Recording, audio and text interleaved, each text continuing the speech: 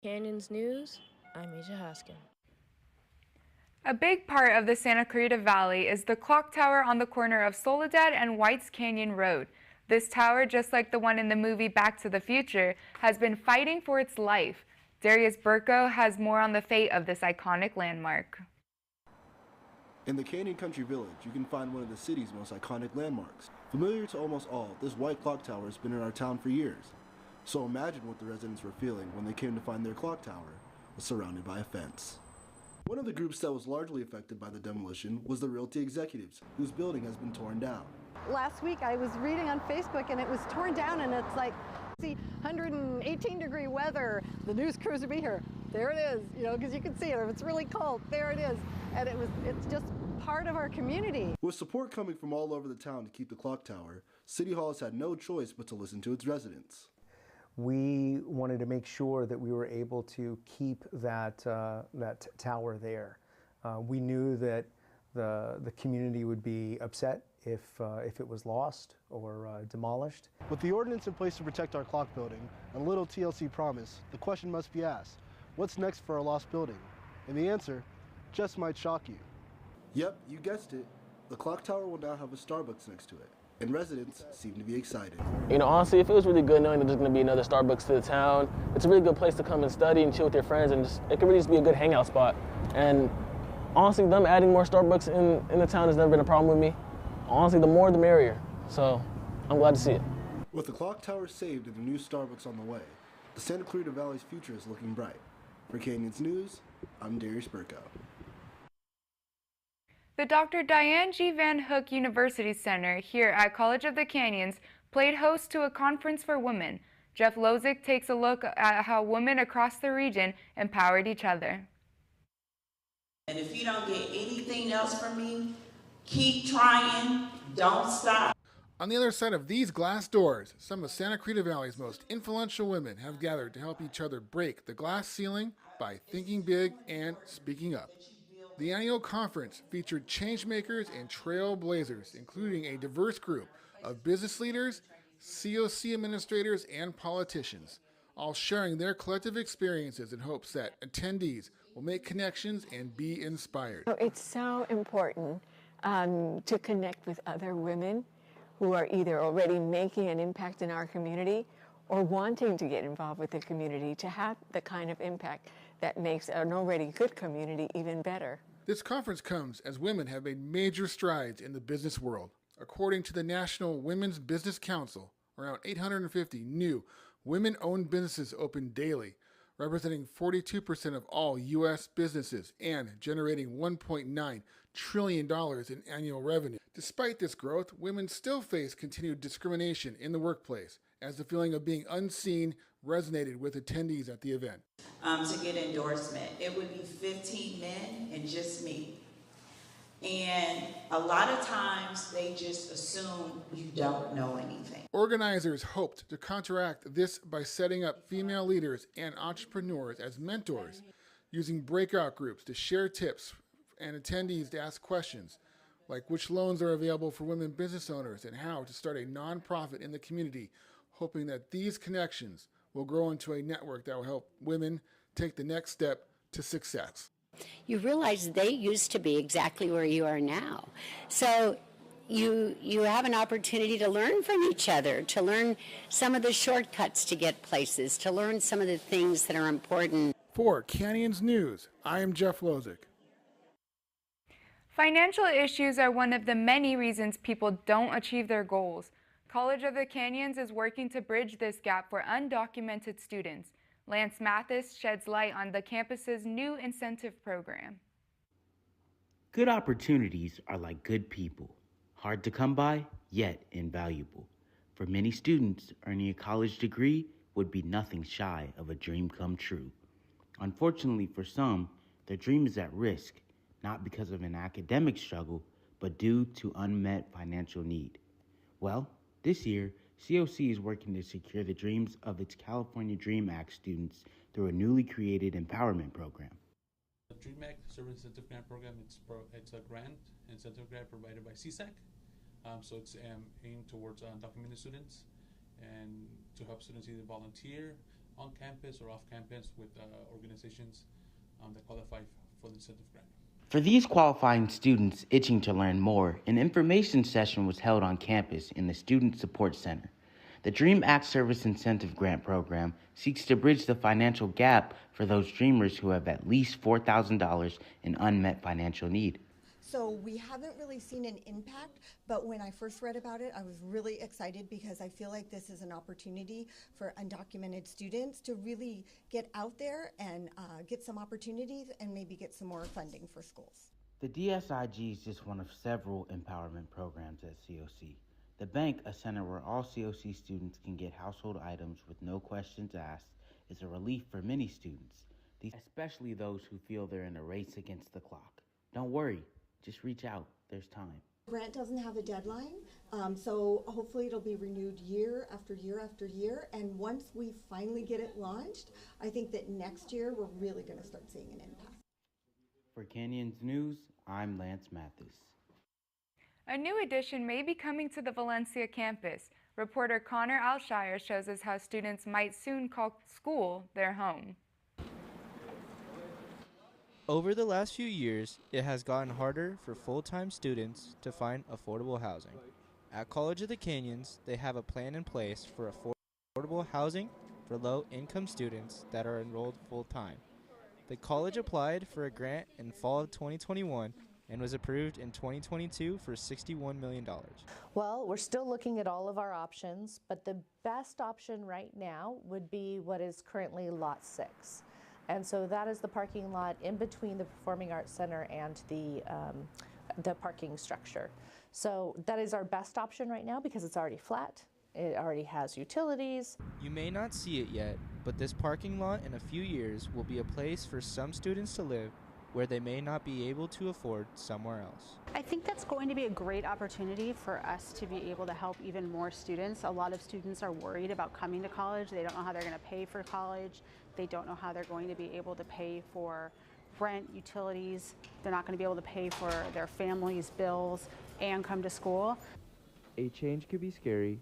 Some people may like it, some may not, but changes in life are bound to happen. A lot of students that try to stay in Santa Clarita, but affordability is not in the price range for students here. With the housing situation not finalized, they will come up with a decision soon. From Canyons News, I'm Connor Alshire. Today I'm here with Eli Kern, and we're going to be talking about some serious stuff happening this week. So tell us, what's going on? Thank you, Natalie. Tensions continue to rise between the U.S. and Mexico after a fire left at least 40 Central Americans dead at a Mexican immigration detention center. Mexican President Manuel López Obrador says the fire in Ciudad Juárez was started by the migrants in the facility after they were threatened with deportation. Migrant advocates say this tragedy was caused by mismanagement of the record number of migrants traveling through Mexico to make it to the U.S. They also expect the crisis at the border to continue into the summer. And to Nashville, Tennessee, where another deadly mass shooting has claimed the lives of 6. Now we want to warn you, the following video contains graphic imagery. Viewer discretion is advised. On Monday morning, earlier this week, a mass shooting took place in Nashville, Tennessee. The shooter entered a private Christian school where they opened fire. The victims, 3 students, all 9 years old, and 3 faculty members. President Biden delivered an emotional speech the following day, calling on Congress to pass his assault rifle ban. A suspect died Tuesday afternoon after jumping out of a stolen California Highway Patrol vehicle traveling nearly 45 miles per hour near Lancaster.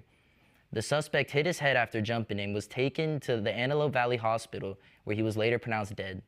The chase started here in SCV when officers were responding to a crash on the 5 freeway near Halsey Canyon. During investigation, the driver of the crashed vehicle got into the CHP Cruiser and sped off. The identity of the suspect is being kept private until the next of kin is notified. That's what's trending. I'm Eli Kern. For more stories in and around the Santa Clarita Valley, visit us at canyonsnews.com. Now back to Natalie. The U.S. Navy Band has traveled the country since 1956. This year, the group held their first performance in Santa Clarita. With more on the strings and strokes, here's reporter Jacob Schneider. For the land of the free and the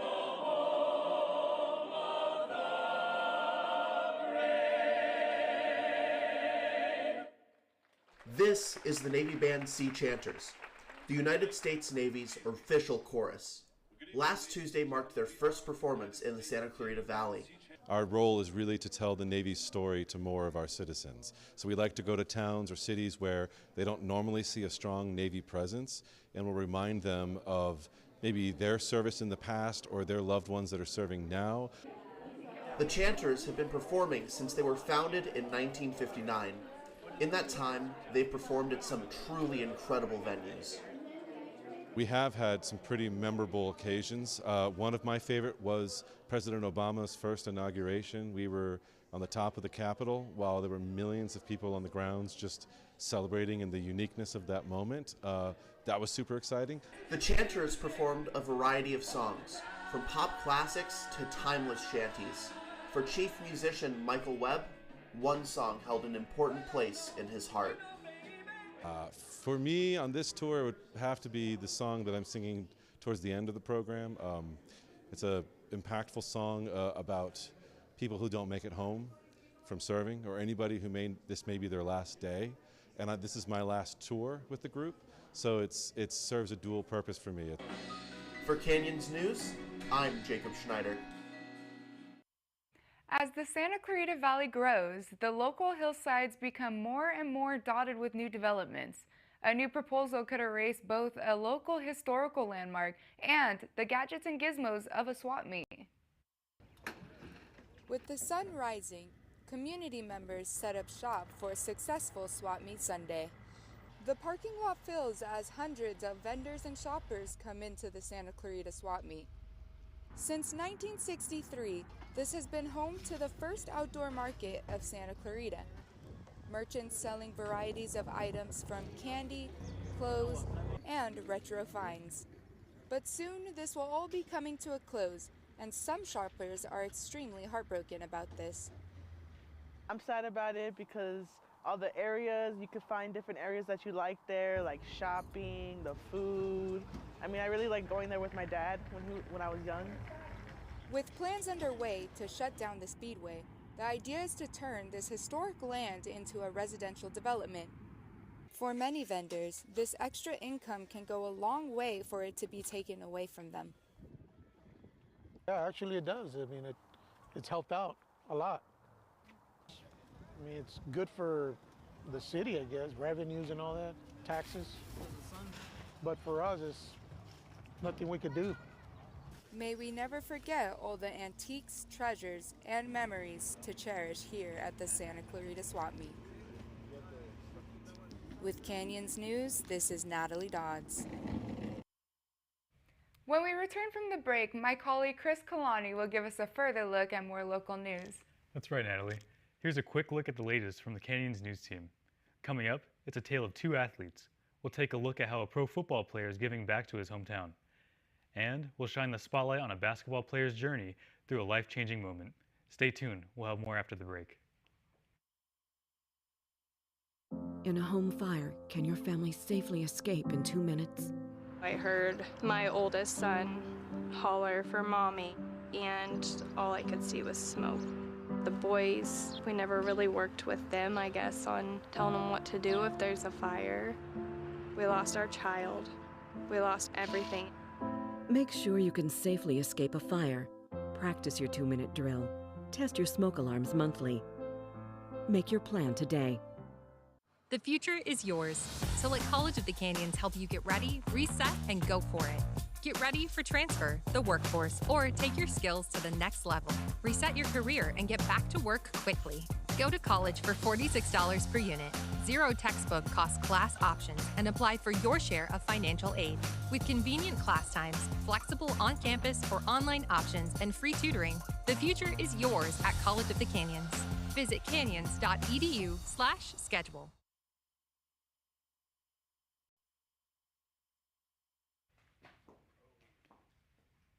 Welcome back to our evening edition of Canyons News. I'm Chris Kalani. Here's the latest from the newsroom. A run in the desert is never a walk in the park, but for one SCV sheriff, it's become a routine. Kyle Kawamoto has more on this deputy's run in the park. While it's a cool morning that gets the residents out for a morning run, There's someone getting ready to compete in a race called Baker to Vegas, and it's 20 runners per team, and in each leg you carry a baton all the way from the city of Baker to the city of Las Vegas. An average cross-country meet for a high school athlete is about 3.1 miles. For Jacob and his teammates, the amount is doubled. I know there's one leg that I believe goes about 11 miles, and there's also another leg that goes 4 miles. Combined total with the 20 runners, though, it's 120 miles. And it doesn't stop there.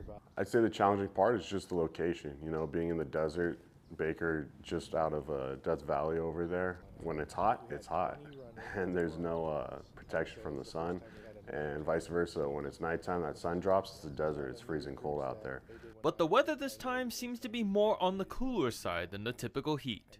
Luckily, it normally takes place the first weekend of April, so this year it's literally on April Fool's Day. So it's one of the nicer times to be in the desert because it's not the middle of the winter and it's also not the middle of the summer. The trail seems to be the hardest part of the experience, but there are other factors that can hinder motivation to the finish line.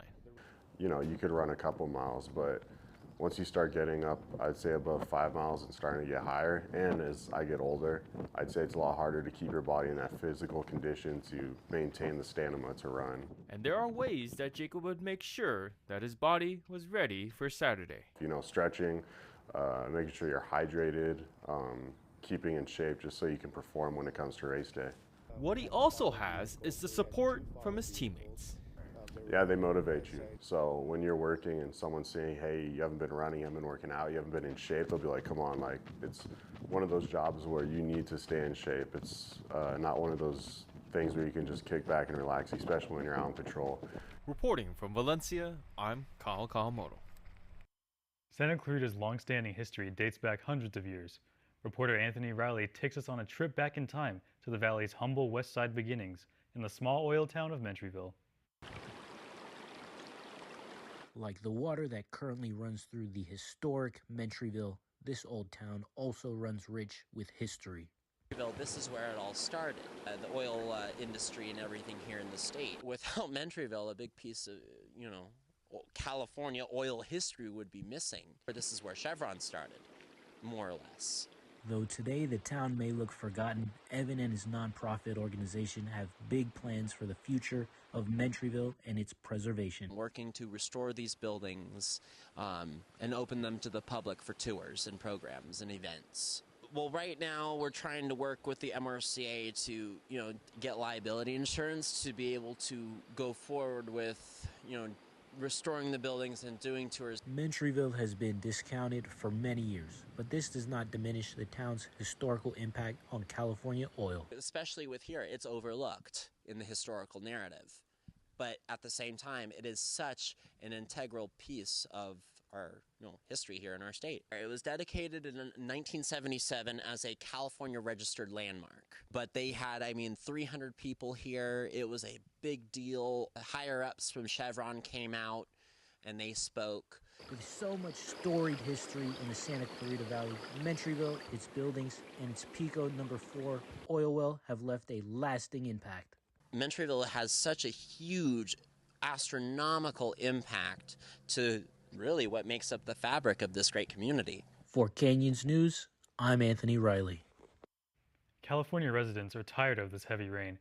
Abby Blasberg tells us about something to look forward to in the warmer months to come. California has experienced an unusual amount of rainfall this winter. Mudslides, snow, and flooding have been happening all over the state. The amount of water has reached levels we haven't seen in decades. Although this weather has created a lot of destruction, California residents have one thing to look forward to. As soon as the weather starts to heat up, California is expected to experience a super bloom. This rare phenomenon only happens every 10 to 15 years, where a high proportion of wildflowers bloom. Our remarkably wet winter has encouraged seeds to grow that have been dormant, deep under the soil for years. All of these seeds sprout at once, resulting in a sea of color. One local resident takes towards the hills of the Antelope Valley poppy fields to experience the most out of these flowers. There's a lot more flowers this year. They're popping up all over, not just here, they're by the side of the road and by our houses. If you haven't already, soon you'll be able to see hillsides covered in our state's national flower, the California poppy, as well as other flourishes of yellow and purple. If you see someone walking into these fields, encourage them to stay on the trails to help preserve this gorgeous landscape.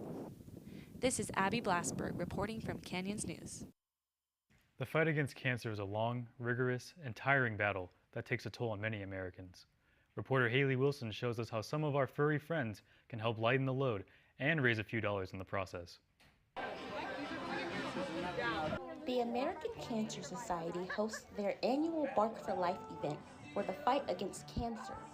This honored caregiving qualities for dogs of all shapes and sizes. Activities including musical groups and peanut butter licking allowed owners to enjoy time with their dogs. The American Cancer Society many years ago, launched the event Bark for Life, just so we can recognize and honor dogs in that capacity. Also, cancer is not just a human disease. Cancer does affect our dogs as well as many other animals, so it also is bringing awareness to that. Different vendors and businesses were able to show what they could provide to the community and to the dogs as well. Each team had a goal of $50 to raise, which contributed to the all-in goal of raising $6,000. And by the time we found it, his anal gland carcinoma was the size of my fist. So his poop was flat, and we never even realized that he was sick because he showed no symptoms at all. He's still spunky, fighting the neighbors, still playing. And we didn't even think that he was gonna make it a year. He's been having cancer treatment for a year. He had 2 major surgeries because his cancer does spread. Because it's an anal gland, it's not curable. So all we can do is kind of prolong his life as best as we can and just make him happy and give him his best life. Cancer does not just affect humans, but it affects dogs as well. The fight does not end here, but this is where it starts. For Canyons News, I'm Haley Wilson. A local woman is taking her love for furry friends and using it to give local pet owners a worry-free vacation. Stuart Carpel shows us why she started her business and how other people can get involved. It's playtime for Golden Retriever Logan at the Castaic Canine Camp in Santa Clarita. He's just one of over 30 dogs Linda Chisholm has rescued to live on her 7-acre property. I was a gal on the block that would always take all the little animals in and steal cats and whatever else I could find. So I've always been an avid animal lover. My dad was a contractor and he'd bring home tons of lizards. I had rabbits, geese, ducks, everything, even there in the city. At one point, Linda had so many animals, her neighbors were ready to turn her into animal control. I had a little too many dogs, and so my neighbor got a little upset with me, so I had looked for a year in different parts of Southern California to find a property that was conducive to this business. I actually went to a banquet at College of the Canyons, an athletic banquet, and I was been looking for over a year, and it just happened that when I came to that banquet, went to 7-Eleven, got a cup of coffee, and there it was in the real estate magazine on the back cover. Ever since Linda found the property, she's been managing a dog hotel at her home. And after years of pandemic restriction, people are beginning to travel once again. So if you're planning on traveling for the spring, you might want to book your pets ahead of time. Linda says holiday and vacation seasons are the busiest times of the year. I have a limit with animal control regulation laws, and so I can only have so many dogs. For Canyons News, I'm Stuart Carpel. Sports are heating up, which means Jonathan Garcia's got the scoop. Thank you. All right, let's get into it, guys. COC's softball season is halfway over, but off-field issues have limited the time the Cougars have spent on the field. Let's take a look at how these problems have recently affected the team. While the weather may be affecting Southern California residents, multiple teams at College of the Canyons, including the softball team, is facing adversity. Santa Clarita has been dealing with different weather conditions these past few weeks, from rain to snow to high wind advisories that has been troubling the team's playing time. With the weather playing as the opponent, what troubles does COC face? Everybody in the state is battling the weather issues right now, and it is difficult to keep the kids motivated and have things to do inside. You got to share space with the baseball team. Soccer team needs to come in sometimes. You got volleyball. Time is of the essence for these athletes on and off the field with demanding schedules to keep up with practices. While weather conditions almost never cancel practice, the delay in scheduled games strikes out the team. I mean, it's nice to get back out there. You kind of think about, okay, shoot, if this game gets rained out, where are we going to play? How are we going to make this happen? Or we're going to have to play a double header now in our conference play, and then turn around and play another double header back to back. The softball team looks to stay optimistic with the upcoming weather, as half of their season are conference games along with double headers. For Canyons News, I'm Jonathan Garcia. One of the Santa Clarita Valley's most accomplished athletes returned home to a football camp for local children. Reporter Eli Kern is on the sidelines to tell us about the lessons learned. Hundreds of families were up early with anticipation for an opportunity given to the young athletes of Santa Clarita, an opportunity to work with one of their heroes. I mean, it's a pretty big experience, you know, getting someone that's been through the whole process of all the training and work that it takes to get to the NFL to be here and inspire us to put in the work. For young Ethan and the dozens of other kids on the field, making it to the big leagues is their dream. But for today, they've got coaches who made that dream a reality. These kids are out here spending their weekend morning with some of the very best football players in the world. Clearly, I could use some work too. This football camp is put on by Cincinnati Bengals wide receiver Trenton Irwin. Trenton may call Cincinnati home now, but he's originally from right here in Santa Clarita Valley. Joining Trenton were current and former teammates who all have experience playing either college or professional football, and they were eager to share their wisdom. Keep running, keep running. You would never give up on the ball when it's in the air. Always. And have some fun. My thief in the night. Yeah. Hey, ha. Enjoy the days like this. You know, you don't have them forever, but anytime you can come out and have players, you know, come back and try to help you out, kind of just enjoy it. These kids definitely took advantage, bringing their passion to the field all morning. All that energy, just having fun, just creating a cool environment. I think the coaches did a wonderful job, and the kids, you can hear them screaming in the background, having a good old time, so. For Trenton, it's about more than football. For him, these lessons translate to everyday life. You know, there's plenty of times that you fail or you get beat or, you know, it doesn't happen perfect how you want it to happen, but you are able to learn from that rep and grow and just be better because of it. And I think that you can learn those things in football at a quicker rate. And then in life, hopefully when those same adversities come around, you have an answer for what those problems are there. Ready, go! These kids learned how to be pros on and off the field. Yep. There we go. For Canyons News, I'm Eli Kern. Martial arts can be therapeutic for people who are going through a struggle. Reporter Andres Sosa talks to a local coach who says martial arts may have saved his life.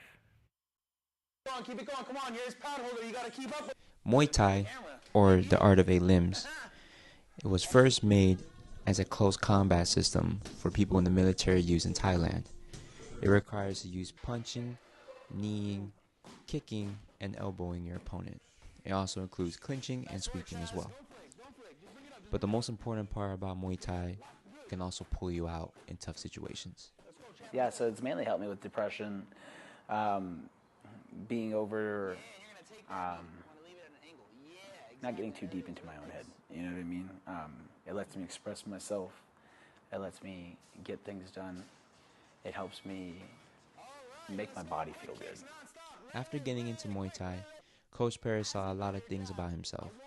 A lot of things that he didn't really enjoy. From there, if he wanted to compete and sooner or later become a coach, he had to fight one of his toughest opponents yet.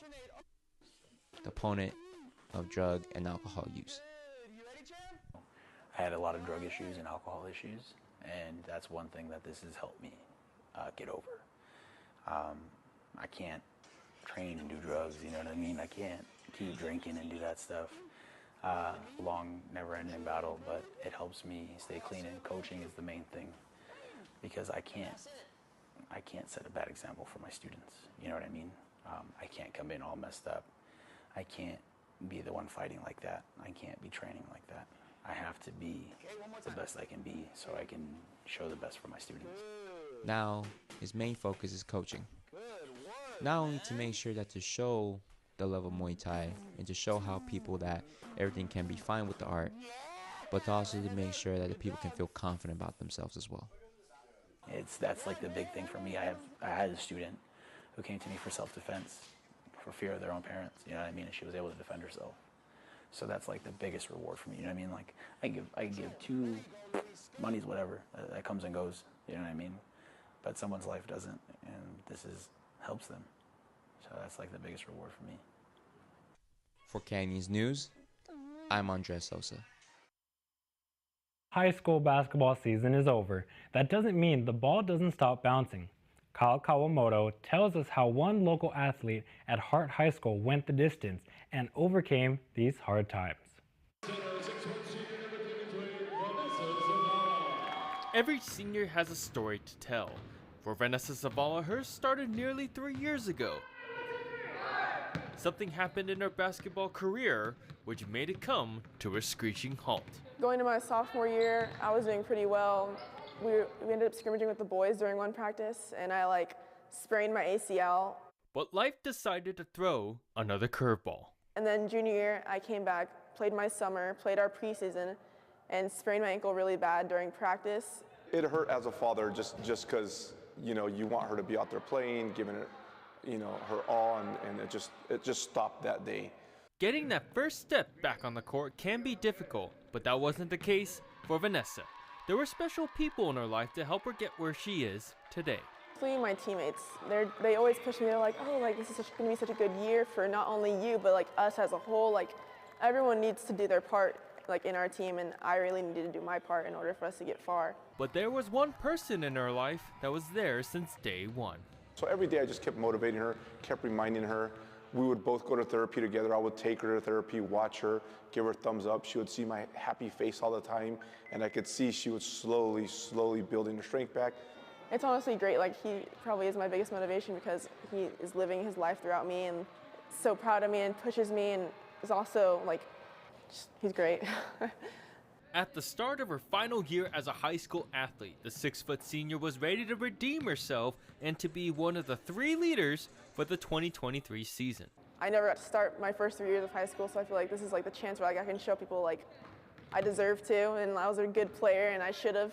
As a starter for the Indians, Vanessa was able to help her team win a Foothill League title with a 29-5 season record, one of the highest in Hart history.